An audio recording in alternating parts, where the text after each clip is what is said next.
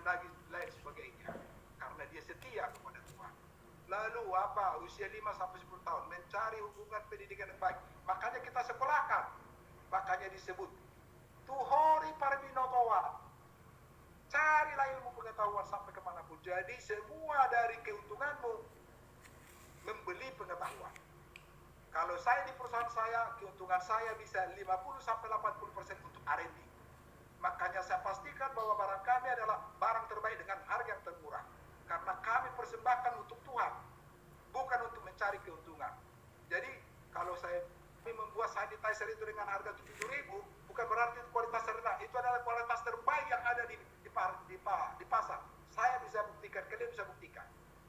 Harganya 1/5 dari harga yang terbaik. Oke. Baru bagaimana kalau sudah tua? Setelah putih rambutmu, ya kamu menikmati kebahagiaan. Walaupun kamu tidak berketurunan, akan banyak mengatakan engkau adalah nenek apa? Kau adalah opung.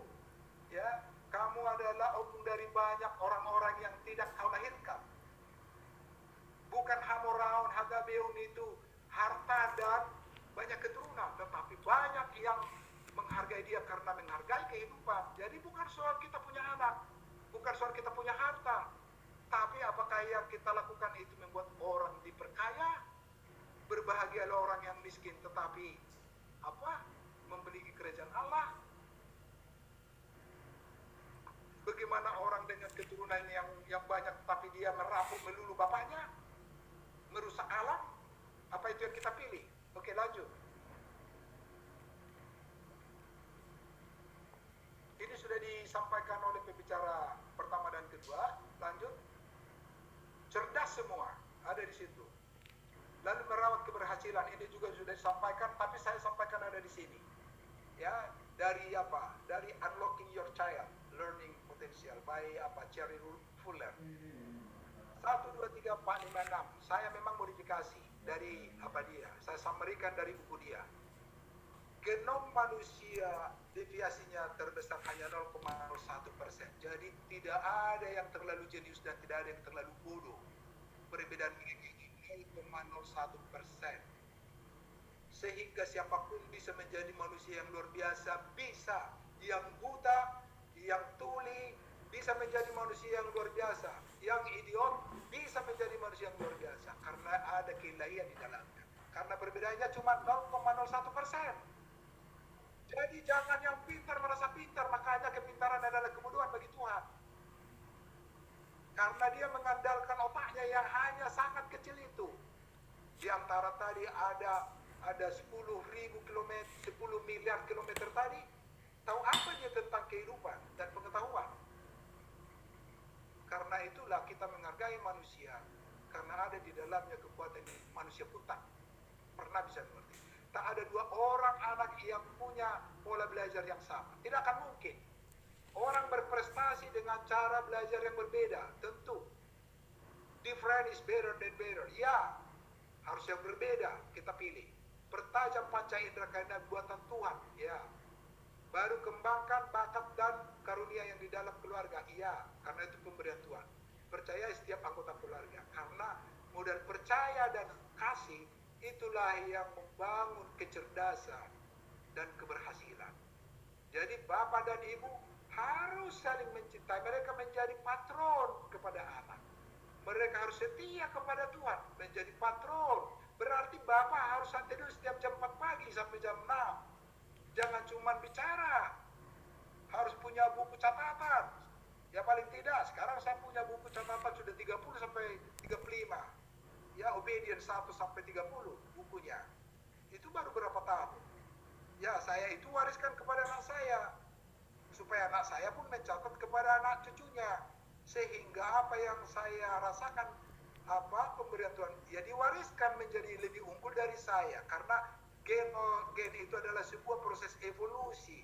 Berarti harus dilakukan proses pengkodian yang lebih baik dengan menekan tombol nyala yang positif. Sehingga gen anak kita akan lebih baik, gen cucu kita. Demikianlah Yahudi ribuan tahun dibentuk oleh Tuhan menjadi bangsa pilihan. Jadi terminologi bangsa pilihan bukan pemberian begitu saja, tetapi proses ribuan tahun dari nenek moyangnya, ke anak cucunya, ke anak cucunya, ke anak cucunya, takut akan Tuhan, lalu gennya menjadi luar biasa. Tadi pintarnya 1.500 kali lebih pintar dari rata-rata dunia. Indonesia juga ada mamanya. Jadi kalau bicara nasionalisme, biarlah nasionalisme dalam bahasa umum.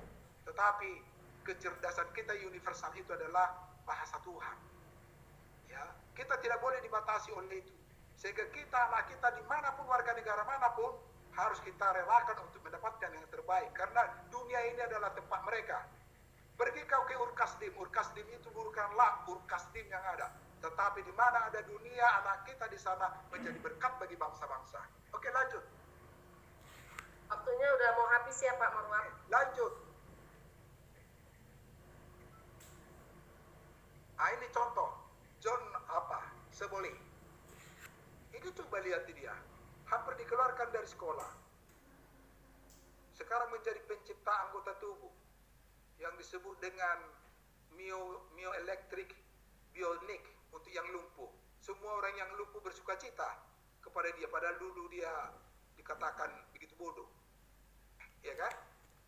Lanjut. Kita lihat lagi Winston Churchill, ya kan? Siapa yang tidak tahu ini, mantan Perdana Menteri Inggris, mempunyai masalah dalam membaca, lemah dalam berkemampuan berbahasa, dan orang yang paling hiperaktif. Kalau kita mengobati hiperaktif kan kasih DHA sekarang dengan omega 3 katanya kan, dia belum pernah kenal itu, tapi karena dia takut pada Tuhan, melakukan keajaiban dengan menegakkan keadilan, dia menjadi Perdana Menteri. Ya, jadi ada banyak rahasia yang tidak kita pahami. Lanjut. Ini Einstein juga begitu. Dia dikatakan lambat karena suka menghayal. Tahu-tahu dia yang tadi disampaikan Ibu tadi, yang namanya ahli relativitas, yang menghasilkan E sama dengan MC kuadrat. Ya kan? Jadi itulah pencipta bom atom, dengan massa menjadi energi, mengubah massa menjadi energi. Satu massa menjadi energi, hitung aja. E sama dengan MC kuadrat, M kali kecepatan cahaya kuadrat. Luar biasa. Itulah penemuannya Einstein, itulah rumusnya. Ya, oke, lanjut. Louis Pasteur, ya kan, kita udah tahu Louis Pasteur dalam ujian saringan pun dia tidak masuk. Tapi kan sudah tahu kita apa penemuan Louis Pasteur. Apa ya, kalau nggak salah penicillin ya, lupa saya. Saya kira begitu ya. Gitu. Lanjut. Ini daftar pustaka yang saya pakai, ya kan, The Successful Child, The Jewish Wisdom Business Success, dan Rahasia DNA, Unleash Your Inner Company, baru punya besok, baru memaksimalkan potensi anak, dan ada beberapa buku. Tapi di atas segala referensi saya adalah Bibel. Haleluya. Ya. Jadi saya tidak melihat buku-buku yang lain itu, walaupun saya pergi ke Jewish Museum belajar dari Sigmund Freud, tapi tetap saya bilang Bibel adalah maha guru daripada maha guru, dan maha Bibel, maha buku daripada maha buku. Karena itu buku di atas segala buku. Buku dari segala buku. Jadi segala, karena itu di atas segala buku. Jangan lupa, jadikanlah Bibel itu menjadi farmakope kehidupan. Ya, jadi kalau belum menetapkan Bibel itu farmakope kehidupan, ya kita kan diombang-ambingkan dunia ini ke rupa-rupa nilai yang kita tadi bilang itu. Entah itu buku C, A, B, C, banyak itu sudah bias buku-buku itu. Dan itu buatan manusia yang pada akhirnya teori tidak memiliki kebenaran mutlak. Tetapi Bibel adalah hukum Allah, kebenaran mutlak. Karena itu jangan terlalu jauh mencari kebenaran dan kesuksesan. Ada di situ Bibel. Terima kasih, Tuhan memberkati. Haleluya.